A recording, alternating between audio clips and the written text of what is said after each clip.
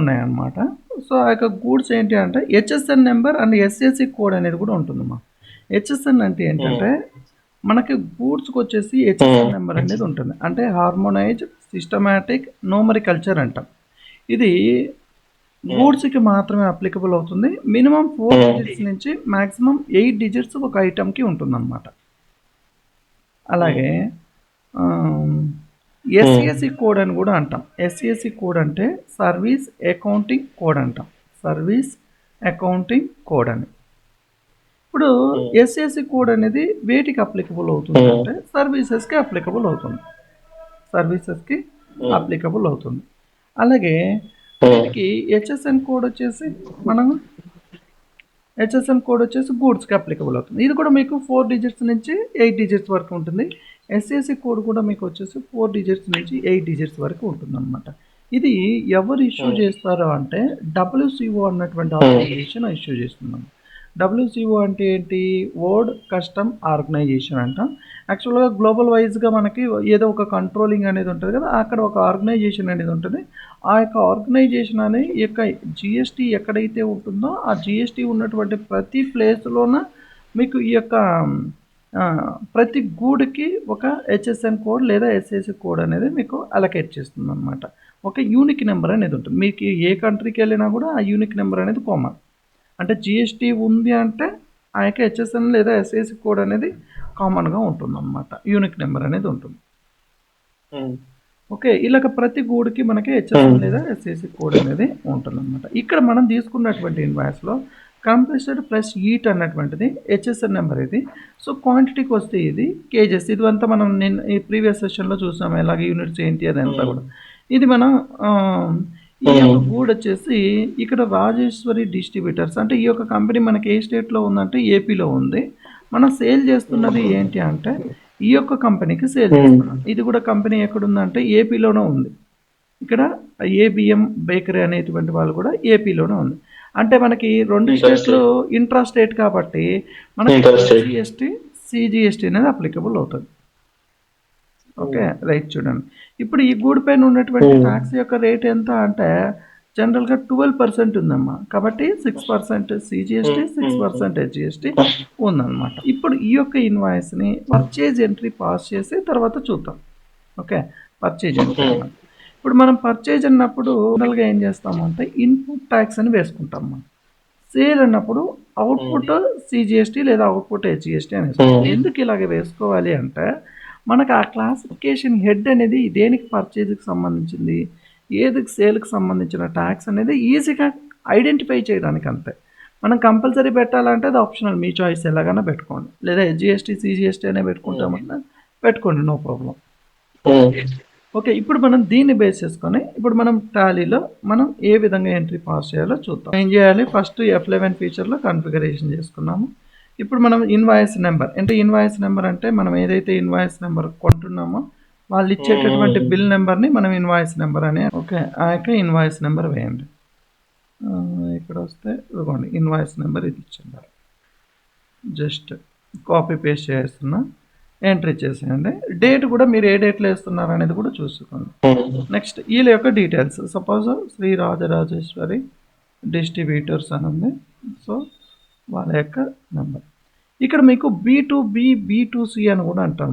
B2B B2C. ఇక్కడ B2B అంటే ఏంటి?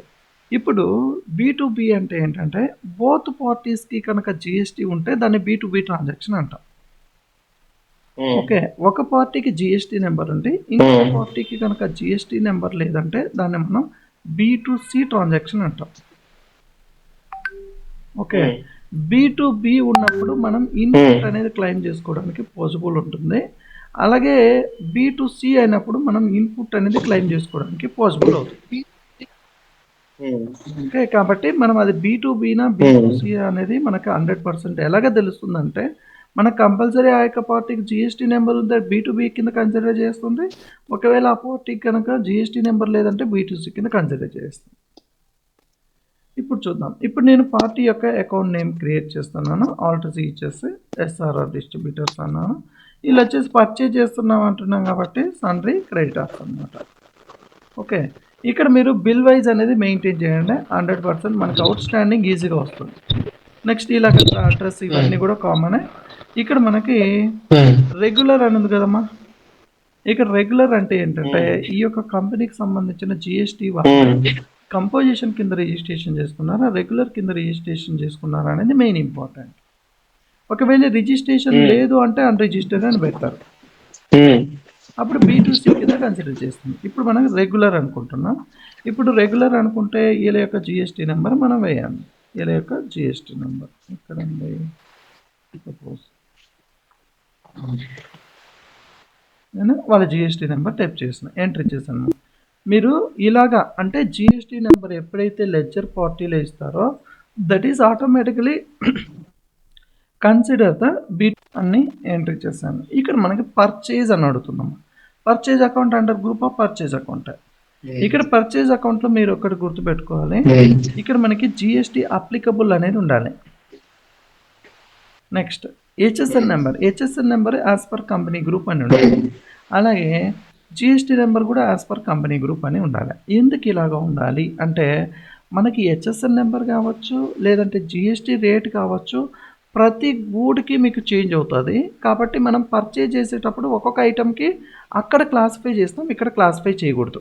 ఓకే, ఒకవేళ మీరు కనుక క్లాసిఫై చేస్తే దానికి ఐటమ్కి మనం ఇచ్చినటువంటి జిఎస్టీ యొక్క రేట్స్ అనేది అది కన్సిడర్ చెయ్యదు. ఓకేనా, కంపల్సరీ మీరు పర్చేజెస్ చేసేటప్పుడు పర్చేజ్ లెడ్జర్ ఈ విధంగానే ఉండాలి. నెక్స్ట్ ఐటమ్కి వస్తుంది. మనం పర్చేజ్ చేస్తున్నటువంటి సపోజ్ నేను ఏమంటున్నాను, కంప్రెస్డ్ ఫ్రెష్ హీట్ అన్న ఫ్రెష్ హెస్ట్. ఓకే, ఇది మనకు 60 క్వాంటిటీ కొంటున్నాం, దాని హెచ్ఎస్ఎన్ నెంబర్ కూడా ఉంది. ఇక్కడ నేను ఐటమ్ని ఇక్కడి నుంచే క్రియేట్ చేసుకోవచ్చమ్మా. Alt+C ఇచ్చి మీరు ఇక్కడి నుంచే కూడా క్రియేట్ చేసుకోవచ్చు. ఇంతకుముందు నేను ఐటమ్ క్రియేషన్ వచ్చి ఎక్కడి నుంచి చెప్పాను మీకు, ఏదైతే గేట్వే ఆఫ్ టాలీ నుంచి క్రియేట్లోకి వెళ్ళి చేయాలి అని చెప్పాను. ఇక్కడ వస్తే కనుక మీరు ఇక్కడైనా చేసుకోవచ్చు, అక్కడైనా క్రియేట్ చేసుకోవచ్చు, నో ప్రాబ్లం. ఎక్కడ క్రియేట్ చేసినా ఒకటే ప్రాసెస్. మీకు ఏది ఈజీ మెథడ్ అయితే అది చేసుకోండి. నేను ఏమంటానంటే ఇక్కడ నుంచి క్రియేట్ చేయడమే మీకు ఈజీ మెథడ్. నేను Alt+C ఇచ్చేస్తున్నా. Alt+C ఇస్తానే మీరు ఎప్పుడైతే దీన్ని ఎనేబుల్ చేసుకుంటారో, ఎనేబుల్ చేసుకున్నప్పుడు ఈ విధంగా మీకు షో అవుతుంది అన్నమాట. ఇప్పుడు నేను కంప్రెస్డ్ ఫ్రెష్ హీట్ అని నేను ఐటమ్ని క్రియేట్ చేస్తున్నా. ఇక్కడ మీకు గ్రూపింగ్ ఇదంతా నేను ఆల్రెడీ క్రియేట్ చేసి చెప్పాను మీకు. నేను ఇక్కడైతే ప్రైమరీ అనేది పెట్టేసుకుంటున్నాను. ఇది నేను ఏమంటున్నాను అంటే ఇట్లా అంటున్నా కేజెస్ అనేది, ఎస్ వీళ్ళు కేజెస్లోనే తీసుకుంటున్నారు, కేజెస్ అనేది ఇచ్చేస్తుంది. ఇక్కడ జిఎస్టీ అప్లికబుల్లోకి వస్తే ఈ యొక్క గూడికి అప్లికబుల్ ఉంది కాబట్టి అప్లికబుల్ అనేవాడిని. Next HSN number. ఇక్కడ హెచ్ఎస్ఎన్ నెంబర్కి వస్తే ఇక్కడ స్పెసిఫై చేసుకోవాలమ్మా. ప్రతి ఒక్క ఐటమ్కి మీకు హెచ్ఎస్ఎన్ నెంబర్ అనేది స్పెసిఫై చేసుకోవాలి. ఓకే, ఇక్కడ ఆల్రెడీ మనం హెచ్ఎస్ఎన్ నెంబర్ అనేది ఉంది కదా మనం తీసుకున్నటువంటి ఎగ్జాంపుల్లో. సో దాన్నే కాపీ పేస్ట్ చేసేసుకున్నాను. హెచ్ఎస్ఎన్ నెంబర్ ఇచ్చేసాను. ఆప్షనల్ మీకు ఉన్నా లేకపోయినా నో ప్రాబ్లం. నెక్స్ట్ జిఎస్టీ యొక్క రేట్ అంటే ఇక్కడ కూడా మీరు స్పెసిఫై చేయాలి. ఇక్కడ exemption, nil rated, non GST ఏమైనా ఉన్నాయి అంటే జిఎస్టీ లేకుంటే కనుక నాన్ జిఎస్టీ లేదా ఇవన్నీ కూడా ఇచ్చేది. ఇప్పుడు మనకి గూడ్స్కి ట్యాక్స్ అనేది ఉంది కాబట్టి మీరు ఏం చేయాలంటే ట్యాక్సబుల్ అని తీసుకోవాలి. ట్యాక్సబుల్ అని తీసుకుంటానే మీకు ఇక్కడ ఐజిఎస్టీ అంటున్నాను. ఈ యొక్క గూడికి వంటి ట్యాక్స్ రేట్ ఎంత అంటే 12%. ఇప్పుడు 12% అనేది టైప్ చేసేసాయండి. 12 అని టైప్ చేసేసాను. ఎప్పుడైతే మీరు 12 అని టైప్ చేస్తారో ఆటోమేటిక్గా సిజిఎస్టీ, హెచ్జిఎస్టీ అనేది 6% అనేది వచ్చేస్తుంది ఎంట్రీ చేస్తే. ఓకే, అంటే మనం సిజిఎస్టీ పర్చేస్ సిజిఎస్టీ అప్లికబుల్ అవుతుంది. అంటే ఇంట్రా స్టేట్ జరిగితే ఇంట్రా స్టేట్ ట్యాక్సెస్ అప్లికబుల్ అవుతాయి. ఒకవేళ ఇంటర్ స్టేట్ కనుక పర్చేజ్ చేస్తే ఇంటర్ స్టేట్ ట్యాక్సెస్ అప్లికబుల్ అవుతాయి ఆటోమేటిక్గా. ఓకే, ఇప్పుడు మనకు అది ఎలాగ తెలుస్తుంది అంటే మనం ఇప్పుడు లెడ్జర్ క్రియేట్ చేసాం కదా మన యొక్క పార్టీ యొక్క నేమ్. మనం పార్టీ యొక్క నేమ్ ఎక్కడి నుంచి అనుకున్నాం, ఏపీ అనుకున్నాం. సో మన స్టేట్ మన కంపెనీ కూడా క్రియేషన్ ఏపీలోనే ఉంది. అంటే ఇప్పుడు మనకి ఏ టైప్ ఆఫ్ ట్యాక్సెస్ వస్తాయి, హెచ్జిఎస్టీ, సిజిఎస్టీ వస్తాయి. ఓకే, ఒకవేళ ఇక్కడ సిజిఎస్టీ, హెచ్జిఎస్టీ అనేది కనుక కనపడుకుంటే ఇక్కడ F12 ఫీచర్స్ అని ఉంటాయమ్మా. F12 అని ఇక్కడ F12లో breakup of the tax rates అని పెట్టుకోండి. ఒకవేళ షో అవ్వకుంటే, ఒకవేళ హెచ్ఎస్ఎన్ నెంబర్ మీకు రాలేదంటే ఇక్కడ ఎస్ ఉండాలి. ఒకవేళ లేదు అంటే నో ప్రాబ్లం. లేదు అన్నప్పుడు ఎస్ పెట్టుకోవాలి, ఉంటే కనుక నో ప్రాబ్లం. ఓకే, ఏ యొక్క కన్ఫిగరేషన్ మీకు లేవన్నా మీరు ఇక్కడ మళ్ళీ F12లో మీరు ఎస్ చేసుకోవచ్చు. ఇది జిఎస్టీ రిలేటెడ్ కన్ఫిగరేషన్స్. నేను ఇప్పుడు చూపిస్తున్నాను చూడండి. ఓకే, జస్ట్ సేవ్ చేసుకున్నాము, ఎంటర్ ఇచ్చేసేయండి. ఇక్కడ మనకి చెస్ అనేది మనకు ఉంది అంటే ఈ యొక్క గూడ్స్కి అప్లికబుల్ పెడతాం, లేదంటే నో. ఇప్పుడు నాట్ అప్లికబుల్ అని పెడుతున్నా.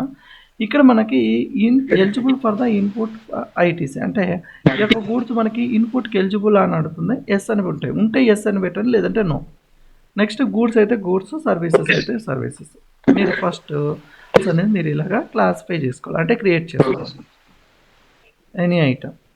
ఇక్కడ ఇది మనకు తెలుసు, ట్రాకింగ్ నెంబర్ ఇవన్నీ మనకు తెలుసు. సో గోడౌన్, ఏ గోడౌన్కి అయితే మనం అలొకేట్ చేసుకుంటున్నామో ఆ యొక్క గోడౌన్ నెంబర్. క్వాంటిటీ వచ్చేసి 60 అనుకున్నాం. టోటల్ వచ్చేసి మనకి 110.71 ప్రైస్ తీసుకున్నాం. జస్ట్ ఎంటర్ ఎంటర్ ఎంటర్ అనమాట, ఎంటర్ ఇచ్చేసాను. ఇప్పుడు ఇంకొక ఐటమ్, ఇక్కడ మీరు ఇంకొకటి ఏంటమ్మా, ఇలాగ జిఎస్టీ రేట్ రిలేటెడ్ డీటెయిల్స్ అని అడుగుతుంది. మీకు as per company master group అని ఇచ్చేస్తాం. As per company master group అంటే ఎందుకంటే మనం ఆల్రెడీ ఐటెంలో క్రియేషన్ చేస్తాం, మళ్ళీ మీరు ఇక్కడ చేంజ్ చేయాల్సిన అవసరం లేదు.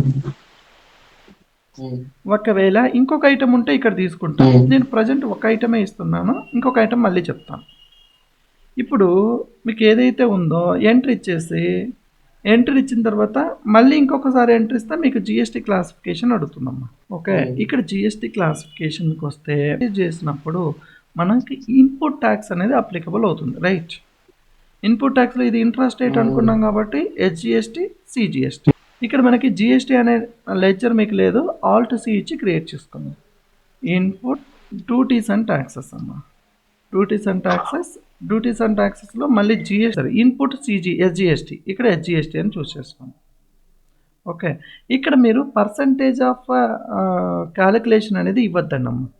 ఎందుకు ఇవ్వద్దు అంటే మనం ఆల్రెడీ ఎక్కడ ఇచ్చాము అంటే మనం ప్రోడక్ట్లో ఇచ్చేసాం పర్సంటేజ్, ఎంత క్యాలిక్యులేట్ చేసుకోవాలి ఏంటి అనేది.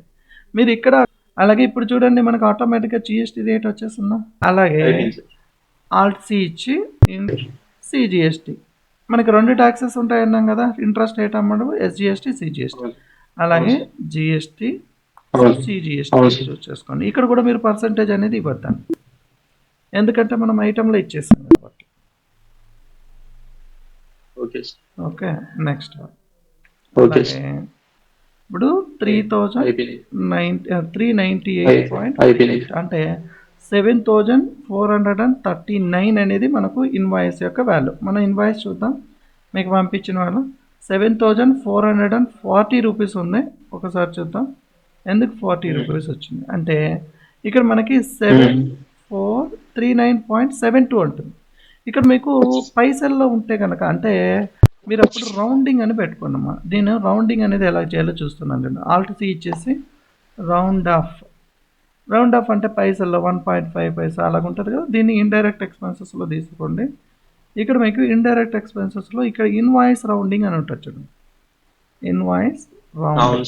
జస్ట్ ఈ రౌండింగ్ చూస్ చేసుకోండి. ఇక్కడ 1 రూపీ లేదంటే 5 రూపీస్ 10 రూపీస్ ఇట్లా కూడా రౌండింగ్ చేస్తుంటారు కదా, అలాగే చేయాలన్నా ఇక్కడ మీరు చేసుకోవచ్చు అనమాట. నార్మల్ రౌండింగే పెట్టుకోండి, మనకు అప్పుడు ఆటోమేటిక్గా మనకి ప్రాపర్గా జనరేట్ అయిపోతుంది.